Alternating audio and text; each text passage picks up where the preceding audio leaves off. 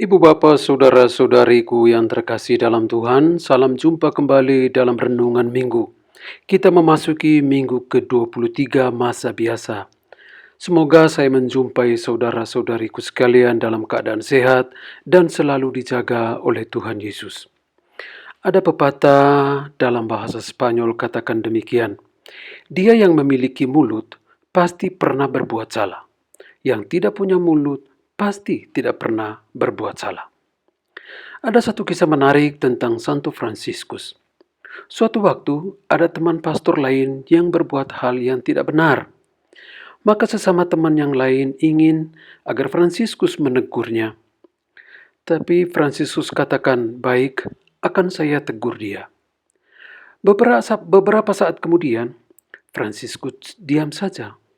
Lalu teman-teman itu meminta supaya menegur. Permintaan kedua, ketiga, dan keempat. Tetapi Fransiskus baru menegur setelah beberapa saat. Setelah mendapat teguran, sang teman yang berulah itu justru berubah menjadi baik dan menjadi pribadi yang luar biasa dan menyenangkan. Lalu teman-temannya bertanya, mengapa menunggu waktu begitu lama untuk memperbaiki dan menegur? Andaikan lebih cepat ditegur, pasti dia akan lebih cepat berubah dan lebih cepat menjadi lebih baik. Atas pernyataan itu, Fransiskus menjawab, saya butuh banyak berdoa sebelum saya menegurnya, sehingga saya bisa menegurnya dengan cinta kasih. Saya yakin dan saya percaya ini reaksi yang baik dalam menghadapi sesama yang sifatnya sulit dan kepribadiannya menjengkelkan. Demikian juga Fransiskus memberi cara dan teladan istimewa dalam mengoreksi sesama. Pertama, berdoa. Berdoa untuknya dan berdoa mohon kekuatan Roh Kudus agar bisa menegur dalam cinta kasih. Hanya dalam doa, teguran akan berubah menjadi sebuah panah cinta kasih. Bukan lagi dengan marah, dengan emosi, bukan juga karena jengkel, bukan juga karena dengan perasaan-perasaan negatif lainnya. Mereka yang sering berdoa akan menghadapi situasi sulit dan sesama yang menjengkelkan dengan hati dan keteduhan kata-kata. Yang kedua, Fransiskus mau menegur, tapi bukan karena jengkel, melainkan karena cinta kasih. Teguran berlandaskan cinta akan menjadikan teguran itu menyenangkan dan membebaskan sesama. Apa saja yang dibuat dengan kasih dan dalam kasih akan diterima juga dengan kasih dan keteduhan.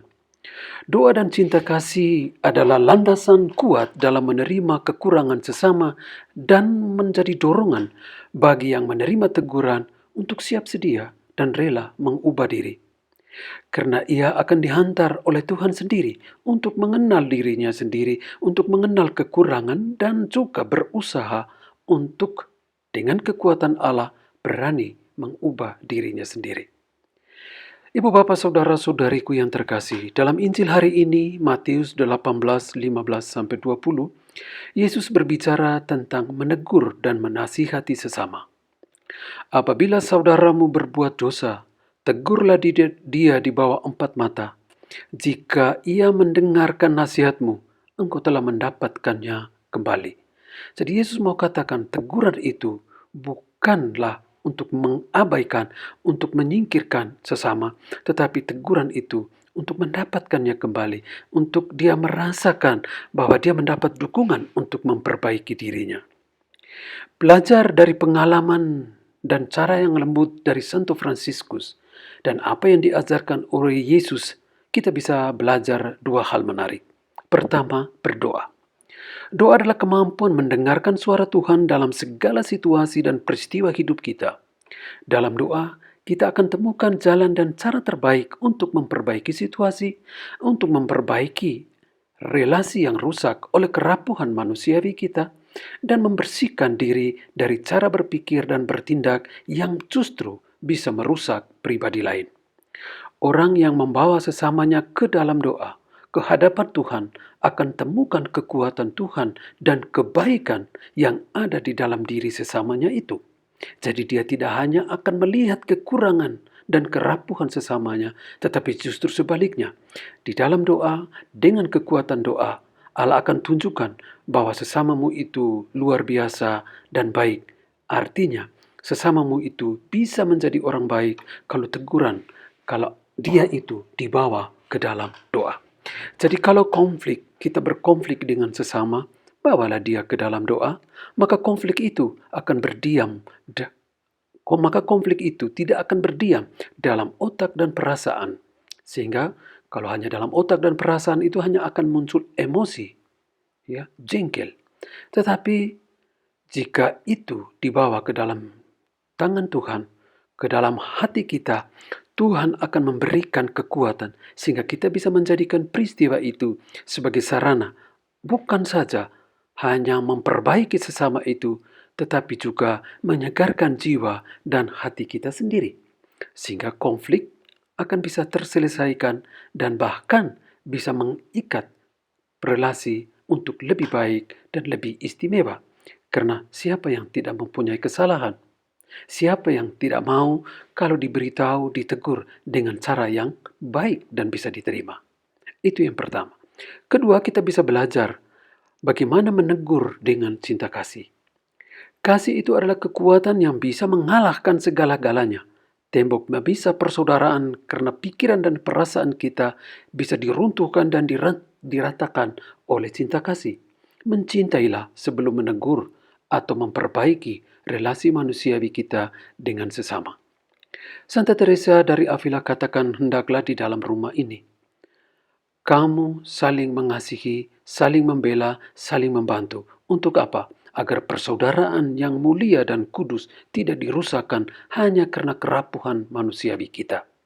Dia yang punya mulut pasti pernah berbuat salah. Yang tidak punya mulut pasti tidak pernah berkata salah. Mari kita berdoa sebelum memperbaiki sesama.